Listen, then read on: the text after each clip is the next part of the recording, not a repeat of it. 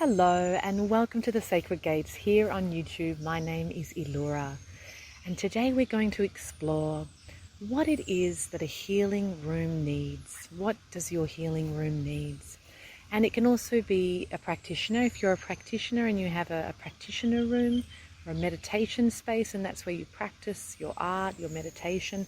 So I'm going to say healer because I think that being a practitioner, naturally you are healing yourself in some way. And so this is a healing space that you use every day, and it may be just for you. It may be for you and for distant healing, so working at a distance, or it could be your healing room and you have clients coming over, or a bit of everything. So a healing room for you that is in your life. And what it is that so far I understand and have felt over the years makes a great space. So there are 9 things that I feel like are required. And number 1 is that it's a space where you actually practice. Number 2 is also a place where you practice. Number 3 is a place where you practice. Number 4 is a place where you practice. Number 5 is a place where you practice. And it might be silly to have 1 to 5 being the same thing, but I'm just trying to make a point is that if you have a healing space, you really need to practice your practices, your healing practices in that space every day. I have met quite a few healers over the years who don't think that they need to actually practice themselves, that they get their practice and experience through working with others. But this really shortchanges not only yourself, but your clients, because you need to receive in order to give. If you cannot receive healing energy, receive from the universal field, if you can't absorb, then you're not able to actually give to others. You're not actually able to heal others efficiently, effectively. So your practice really is what helps you to become and develop and help you to protect other people on their path, help them on their path, and help offer them healing. So 1, 2, 3, 4, 5, practice, practice, practice, practice, practice. Your room must be alive with your practice. Number 6 is to have your room physically clean. A messy, dirty, dusty, not very nice feeling, unclean healing room is not a healing room. A healing room is a room that is clean. And I think it's good to sweep that room every day, or at least every couple of days, or vacuum that room. Keep it beautiful and fresh and clean. I have a healing table, a couple of healing tables where I work with clients with manifestation healings, and a few for my own life and family. And every day I am working. I have a kind of like an Asian calligraphy brush, actually, a large bamboo brush, and I softly sweep around all the crystals and the grids and all the work that we're doing there to make sure that they are also clean. So everything's dusted and cleaned and looking nice. So that's number 6. Number 7, energetically, keeping your room energetically clean. And everyone will have their own way of doing this. I think that it's important to be able to feel the energy that you're working with. So just say if you've been working intensely on your own issues, you need to be able to kind of like step back from that at the end of the day or from the end of the session and work out what your room needs. Do you need to keep the door closed and the windows closed to keep that energy kind of marinating and incubating in the space until a later time when you can open everything up again? Sometimes you will kind of finish what you're doing and you'll feel like you need to keep the door closed. Other times you're going to feel like energetically you need to open everything up and let the energies flow and let the wind and the breeze through, or keep your fan on, or open up the windows, open up the curtains and air everything out. And other times you may feel like you want to keep the door closed but open the windows and just kind of have it half-half as it kind of let it naturally kind of ebb and flow away gently. So it really depends. And also you want to use different kinds of things like crystals or plants or images that also help to energetically clean the room. And you may need to do a clearing, a cleansing at the beginning of the time of your time in your practice, or at the end of your practice, or at the end of your practice session of meditation, you can do certain things to actually clean and cleanse a room. Some people use a drum, or there's another technique that you can clap the energy until it sounds lighter and higher in frequency. It's a great way to make your hands nice and sore. I've done that many times. And yes, so these are all ways. You have your own way. You can also have essential oils or certain sounds. Even certain sounds, though, if you have certain frequencies going, if you're not feeling what's going on, they can actually end up creating chaotic energy in a room as well. So you just have to, really, it's all about feeling. And if you're doing 1, 2, 3, 4, and 5, then you'll be getting better and better at that every time. So you can feel your room. So number 7 was keeping your room energetically clean. Number 8 is good feng shui. So that does also include 1, 2, 3, 4, 5, 6, 7 points.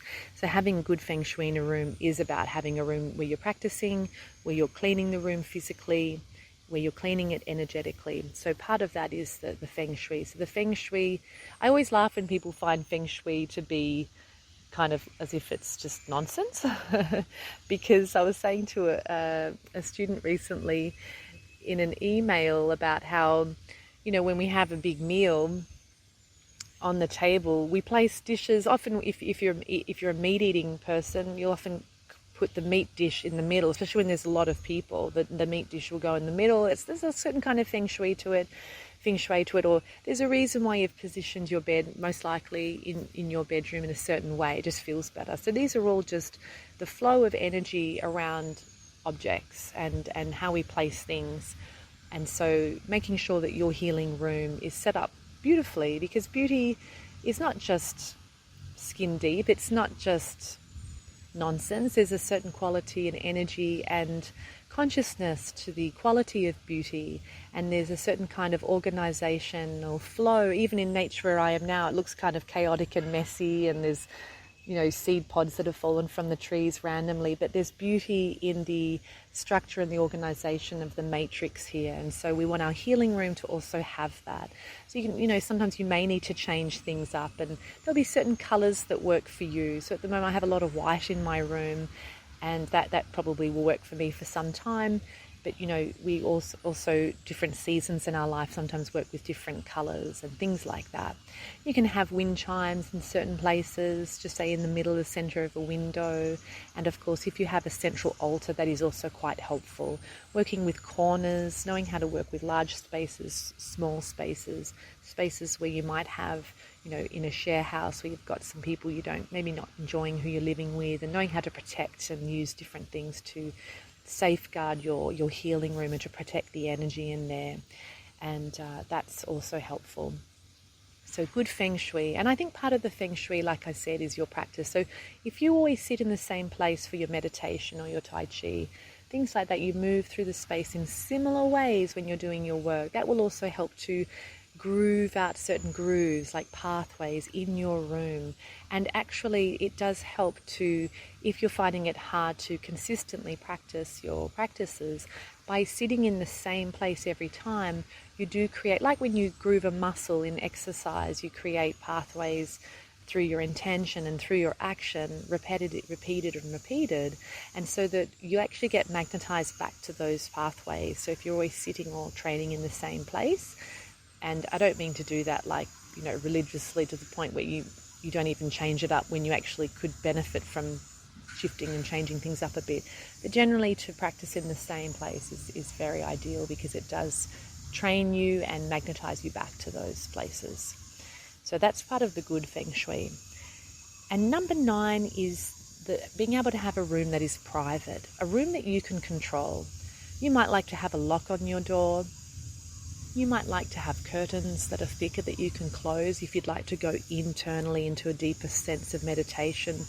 Whenever I'm going into quite a big healing, a large-scale healing, I will always close, or generally most of the time I'll be closing the curtains in my room.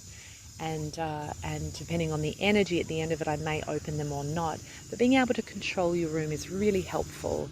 It also helps if you have children or people that don't really, understand what you're doing if they're really, really young, or just people you're living with. You might like to have a lock, like I said, or a sign on your door. I have a couple of signs on my door. And yeah, so you can control the room and that you can make it private is also really important. Making sure people can't see you through the window, especially if you're training, not wearing much clothing, if it's a really hot country, or you just feel like you don't want anyone to be able to see you, that kind of thing. So being able to have privacy, being able to control your space. And if it's a shared space, that you also make sure that other people feel they're welcome, or that you have rules and schedules around who uses the room when, and or where you guys sit, or what can be left in the room when you leave, things like that. So there are the 9 factors that help to create a beautiful healing space. If I've missed anything, please add it in the comments. It's always nice to hear about other people's spaces and what works for them. And I think also another thing, part of the control of a space is not eating in a space. So not allowing, maybe cups of tea and things like that, but not having crumbs and things like that. That's part of keeping the room physically clean and energetically as well, because when we start to divert too much away from the actual intention and focus and goal of that room, then it also dissipates and affects our healing. And it can also be said for devices as well. So having smartphones and laptops and iPads and working in that space. My healing room is quite small, and I actually have a desk where I do my work. But if you're working, sometimes you may need to clear the energy after you've been working, especially if you allowed your consciousness to get sucked into the computer, because that's what they do. They tend to suck our consciousness into them. So you have to be quite aware of that. If you can maintain your body mechanics well and your mental mechanics well when you're working in that space, that will go quite well. So you also, want to make sure that you're cleansing the room from electromagnetic smog as well, and just keeping your computer turned off when you're doing your healing work if you don't actually need it on. So there are the 9 things. I hope that's been helpful for you. Like I said, share this video if you think it would be helpful for someone that you know. Like the video if you'd like it to help it to spread around a little bit on the internet, and also comment if you'd like to share. It's always nice to hear from people listening to the videos, and I look forward to our next time together. Bye bye for now.